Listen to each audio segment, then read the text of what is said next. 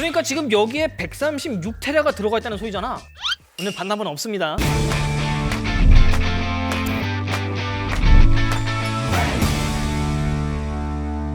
안녕하세요, 똥물리의 에디입니다. 오늘은 나스를 한번 가져와 봤어요. 이 제품 저한테 처음 왔을 때 약간 좀 놀랬습니다. 왜냐고요? 제가 2달 전쯤에 이 제품을 진짜로 직구하려고 했던 그런 녀석이거든요. 올해 시놀로지가 신형 제품부터 지들고 아니면은 하드 호환이 안 된다고 난리를 쳐가지고 제가 괘씸해서 이 제품 한번 알아봤었거든요. 근데 다 좋은데 국내 서비스가 안 돼서 막상 구매는 못했던 그런 녀석이었거든요. 근데 이거 보니까 이제 국내에 런칭을 하려는 것 같아요. 자, 그럼 한번 제품을 살펴볼까요? 일단 제품명은 유그린 나스싱크 DXP 4800 플러스입니다. 심플한 외관 디자인에 알루미늄 프레임을 적용한 모델인데요. 하드를 최대 4개까지 장착할 수 있는 호베이 나스죠. 그리고 밑에 보면 보통의 나스에서는 볼 수 없었던 다양한 포트와 버튼들이 보이는데, 왼쪽부터 기기 전원 버튼, 랜과 각 베이 상태를 알려주는 LED, SD카드 슬롯, 타입C 젠2 포트, 타입A 젠2 포트가 위치해 있어요. 심지어 후면에도 포트들이 위치해 있는데 4K를 지원하는 HDMI 2.0 포트, 타입 A 젠1 포트, 그리고 2.0 포트 2개와 2.5GB 이더넷, 그리고 10GB 이더넷을 지원하는 포트가 있습니다. 저도 나스 제품을 많이 써본 건 아니지만 호베이에 이 정도로 많은 포트가 들어간 제품은 거의 처음 보는 것 같아요. 특히 전면 포트 쪽은 영상 촬영 파일을 손쉽게 업로드할 수 있어서 상당히 마음에 들었습니다. 설치를 하는 방법도 정말 간단해요. 여기 베이를 열고 이 베이에 하드를 넣은 다음에 그냥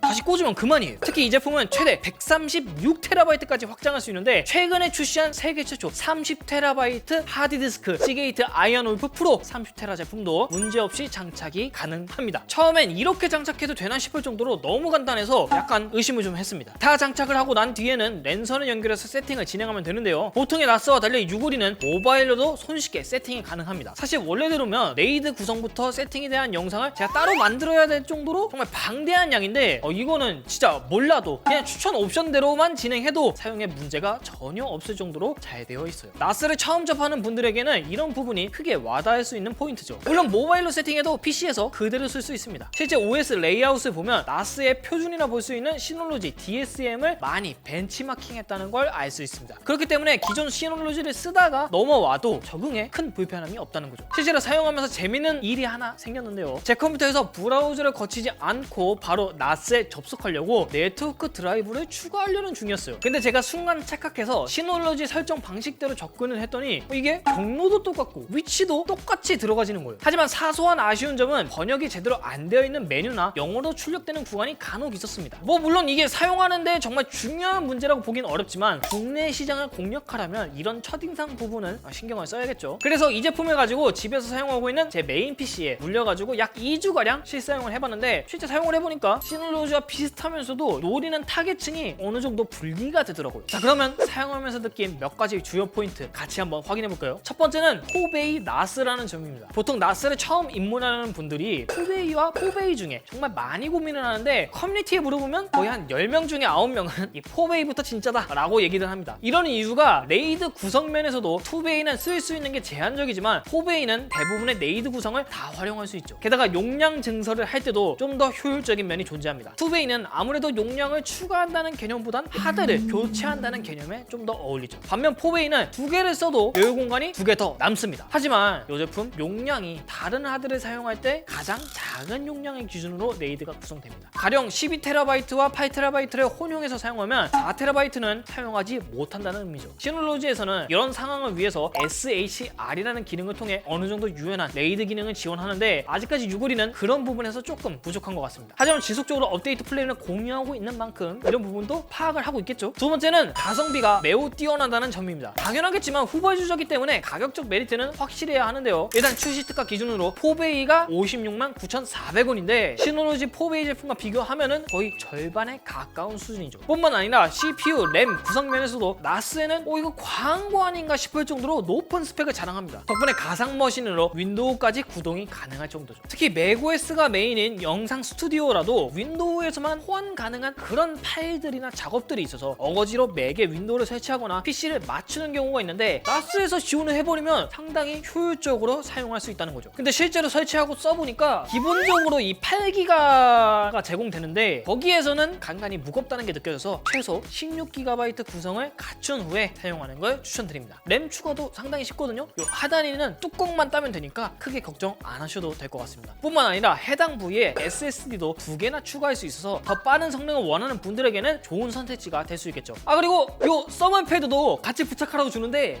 진짜 이렇게 두꺼운 거는 저는 처음 봐요. 이게 열 전달이 되려나?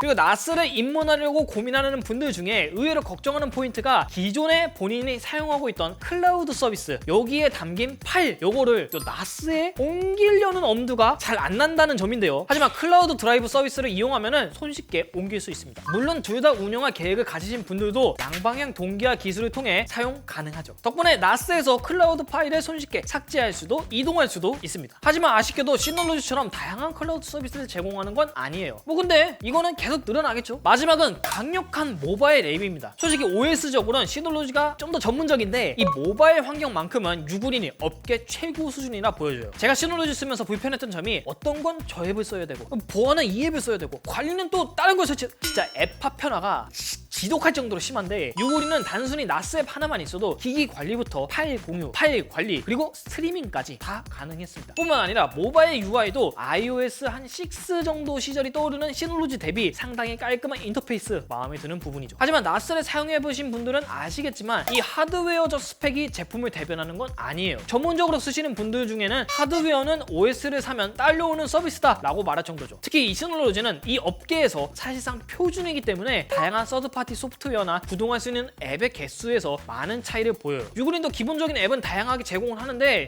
개수 자체로만 보면은 부족한 게 사실이죠. 그래도 도커를 통해 어느 정도 그 간극을 메꿀 수 있긴 하고 유구린 역시 시스템 업데이트 로드맵에 서드파티 앱 지원 계획을 갖고 있어서 향후 전문적인 타겟으로도 좋은 모습을 보여줄 수 있겠죠. 두 번째는 사용하면서 느낀 단점은 아니긴 한데 일단 이 제품 각종 커뮤니티에서 이번 국내 출시를 대체적으로 긍정적으로 보고 있긴 해요. 시놀로지가 워낙 오래 해먹었어요. 근데 몇몇 분들은 8베이 제품은 왜 안 들고 오냐고 아쉬운 소리를 하더라고요. 그러니까 6베이까지만 판매하던데 8베이도 가져와 주세요. 그리고 보안에 대해 우려하는 분들도 꽤 있더라고요. 특히 요즘 같은 시기에는 보안에 신경 쓰는 건 당연한 소비자의 권리입니다. 나스는 업무적으로도 쓰기도 하지만 개인적인 파일의 보관도 하기 때문에 보안에 신경 쓰는 사용자가 많은 편이죠. 그래서 유구린 역시 다양한 보안 인증을 받았는데요. 신뢰도 높은 보안기관의 인증과 미국에서 직접 관리하는 인증까지 모조리 받아버렸죠. 그래서 그런지 실제 미국에서 이 제품을 판매할 때 아마존 랭킹 1위를 달성하기도 했습니다. 그리고 어제 보니까 아직도 유구린이 상당히 높은 순위를 차지하고 있더라고요. 게다가 별도로 취약점 공개 프로그램을 운영하고 있어서 사용자가 체크한 취약점을 유구린에게 리포팅할 수 있는 공간까지 마련을 해놨습니다. 그럼에도 불안하신 분들은 존재할 수 있기 때문에 앞으로 유구린이 잘 해결해 나가야 될 문제라고 생각이 돼요. 근데 당연하게도 나스 업체들은 보안에 다시 신경 써야 돼요. 보니까 옆 동네는 툭하면 털리더라고요. 네, 지금까지 유구린 나스싱크 DXP 4800 플러스 같이 한번 살펴봤는데 솔직히 사용하면서 저는 따로 구입을 생각할 정도로 만족스러웠던 제품이었습니다. 저는 특히나 모바일에서 자주 쓰다 보니까 시놀로지가 약간은 불편한 점이 있었거든요. 반면에 유구린에서는 크게 느낄 수 없었고 게다가 하드웨어적으로는 이건 시놀로지 쓰시는 분들도 인정받고 갈 것 같아요. 너무 사양이 좋아. 물론 앞서 말했듯이 다양한 서드파티 프로그램이나 자체 앱이 시놀로지 대비 조금 부족하다는 건 앞으로 반드시 해결해야 될 최우선 과제죠. 그렇기 때문에 이런 부분이 고민이신 분들은 여전히 시놀로지가 좀 더 적합한 선택지일 거고 굳이 바꿀 필요까지는 없어 보입니다. 하지만 나스를 처음 접하는 혹은 그동안 사용했던 나스가 여전히 불편했던 분들에게는 이 유구린 꽤 재밌는 선택지가 되지 않을까 생각합니다. 이상 저는 똥물리 에디였고요. 다음 시간에 다시 돌아오도록 하겠습니다. 바이!